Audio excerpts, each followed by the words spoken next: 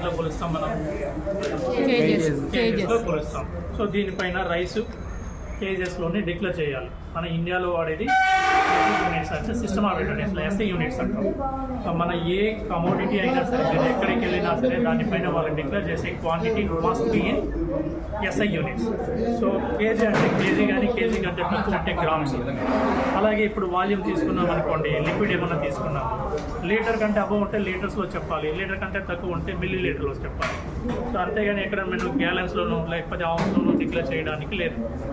అలాగే ఇప్పుడు మనం లెంత్ మెజర్స్ తీసుకున్నాం అనుకోండి, లెంత్ మెజర్స్ మీటర్స్లో చెప్తాం, మీటర్ కంటే తక్కువ ఉంటే సెంటీమీటర్లో చెప్తాం. అలాగే యార్డ్స్లో కానీ ఫీట్స్లో కానీ ఇంచెస్లో కానీ డిక్లేర్ చేయడం అనేది ఇట్ ఈస్ వైలేషన్. మీరు ఏదైనా కోర్స్ తీసుకునేటప్పుడు మన పైన ఇంచెస్లో ఉందనుకోండి, మీరు దానిపైన కూడా కంప్లైంట్ చేయొచ్చు. సో క్వాంటిటీ వచ్చి వెయిట్ కానీ వాల్యూమ్ కానీ